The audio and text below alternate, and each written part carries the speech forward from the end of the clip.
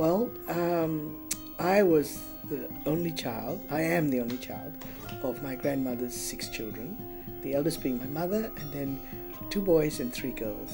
And those 6 individuals all gave me an enormous amount of love and attention, and were big symbols in my life. My grandmother first, who was a widow when she was in her 40s.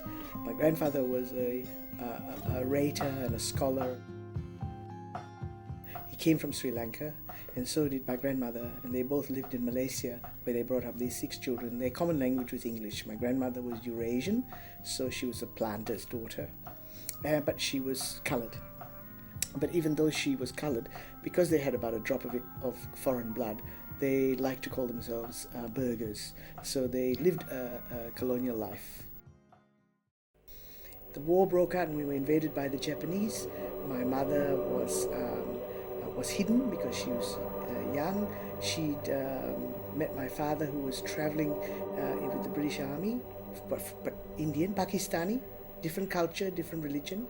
And my 3 maiden aunts, one was a doctor studying medicine, and the other 2, 16 and 18, they heard about the Indian National Army, nearly 80,000 people outside of India who wanted to rise up, march and invade India and liberate it. Not divide it like the British colonials did, but liberate it.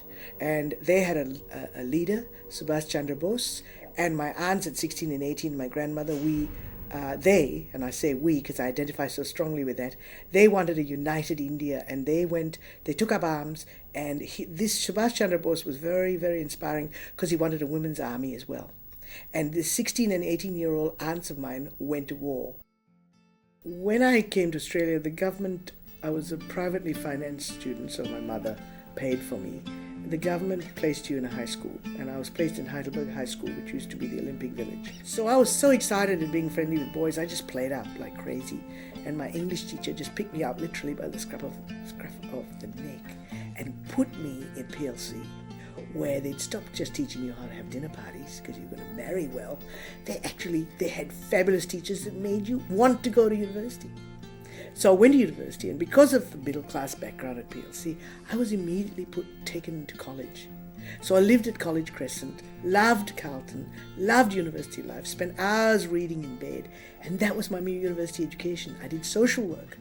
But when I went for the interview, they said, they weren't sure whether I should do the course because white people would find it hard to confide in me.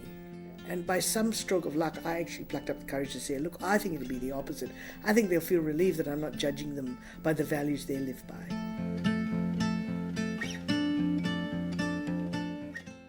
That journey that Stephanie offered and that I joined and helped was very exciting, and it gave me an understanding of how to use the same skills I'd learned in social work, in running a dining room, running staff, assisting the chef, being a collaborator.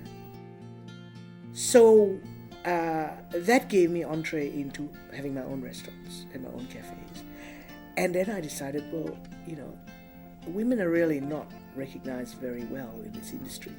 And any skill that I demonstrated was seen as a kind of a knack, a natural ability. It wasn't a skill that I applied. Now it's all rationalized in teaching modules, and it's now become a skill. But when I was doing it, it was kind of like, that's Dure's ability. That's just Dure. It wasn't just Dure. It was about thinking about how to do things. And women's work is overlooked like that all the time, and it was in the industry. So I felt very interested in this Restaurant and Caterers Association. And at the time, I was the only woman. And when I stood for president, it was seen as a female Asian lesbian takeover. Okay. The convener of the Victorian Women's Trust, Dure Dara, once told me she was often given the warm and fuzzy jobs at the Women's Trust. However, the reason she's bestowed this woolly responsibility, and remember, the definition of women sits somewhere in between wombats and wool, is because Dure's way with words can be so sweetly succinct.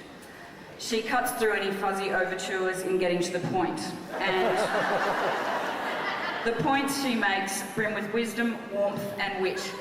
and a fine-tuned foresight that make working with her and being around her an absolute privilege. She plays an enormously important role at the Women's Trust, and her leadership has been pivotal to the success of this organisation. Please welcome Jure Darragh.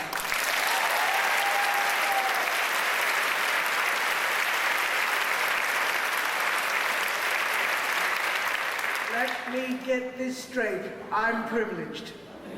And it is the best and most enjoyable experience in my life. Thank you. When I first joined the Victorian Women's Trust, I joined as a volunteer. I made lots of tea and I observed all the things that we're doing, and I joined the fundraising committee. Then I moved on to be a board member, and then I took up being convener, and I have been for 13 years. In that time, I've seen an enormous shift from getting money, carefully looking at it, investing some, and having the interest to do funding on a granting round each year that had to do with eking out this money to have progressive programs. One of the things the Women's Trust was doing was grading the road.